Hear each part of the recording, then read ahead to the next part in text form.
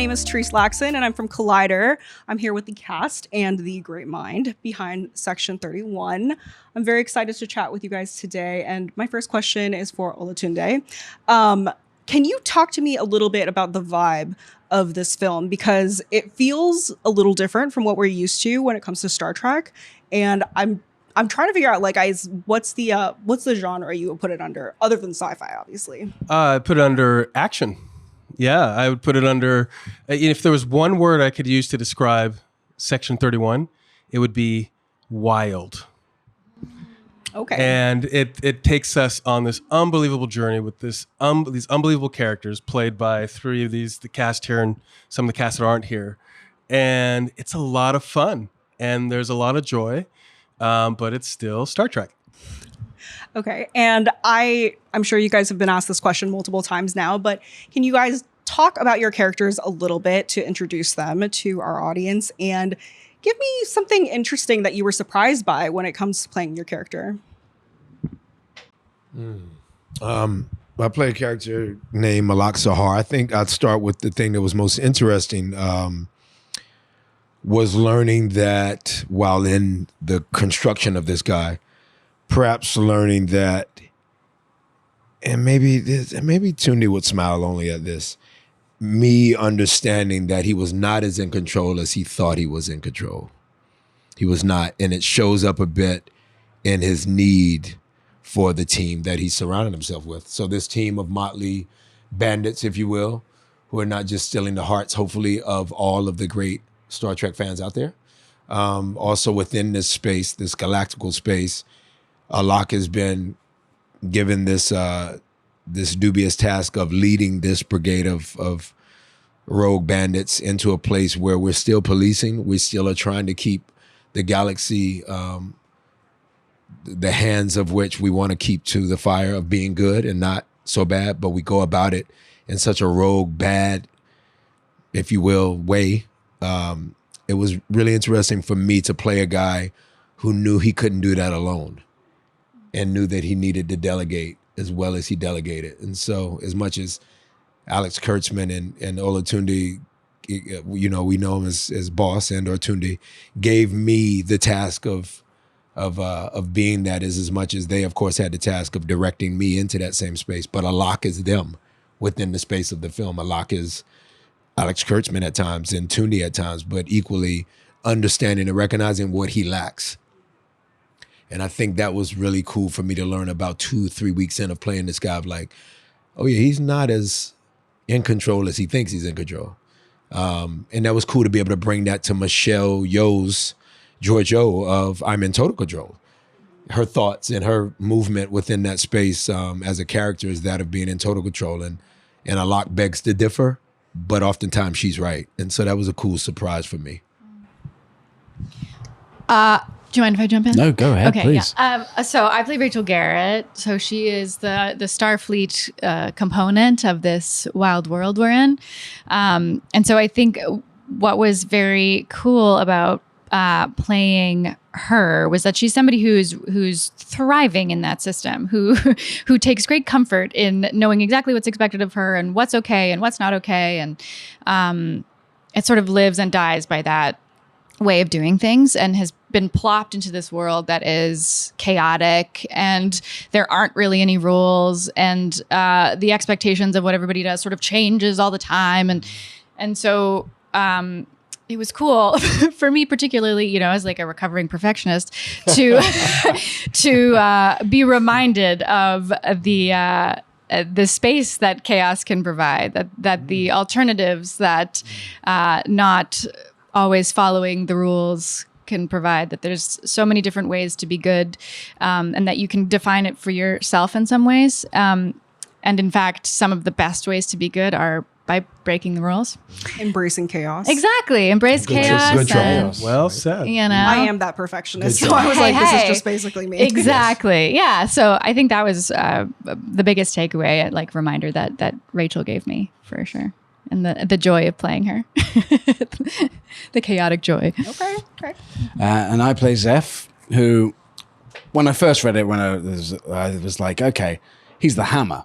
Can't touch this. No, he's the hammer of the and you're like, okay, he smashes things, he's just being powerful. But what really kind of got me over time, and it was mainly fed by these guys and the gifts that they would give me every day on set. Started with me and O, just like really finding like this relationship, and then developed into other things, was just the heart of this guy, the love that they all kind of have for each other, this little team, apart from Starfleet over here. But the love of this ragtag group of lunatics really kind of, it was just it feeds into that whole thing that you learn as you get older, that doesn't really matter who you are. Everybody has good in them.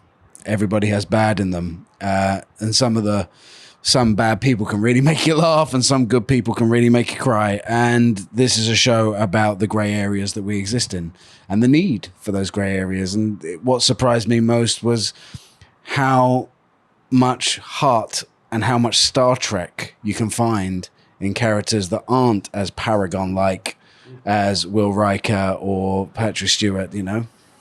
Well put, buddy. Yeah, definitely. I mean, I'm hearing this, and it sounds like being a part of this team, being a part of this group, formulating those relationships is really important. And I'm curious if in your time, working on set together, and I know I heard a little bit earlier that you were talking about going to dinners and sort of bonding over that. Did that change how you played your character as it continued on and during the filming process?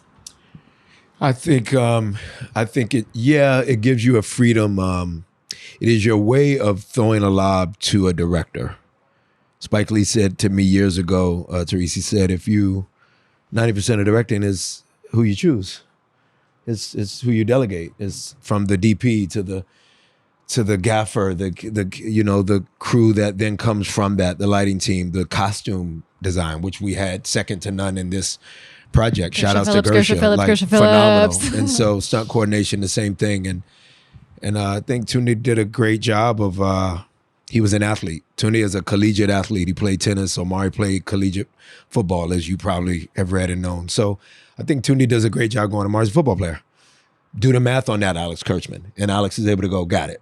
His objective is to get a team down the field. And so I think the way that you give Alex Kurtzman and Tunde a lob is to get close to the Caseys, get close to the Robs, the Svens, the Umberleys, the James, the Michelles.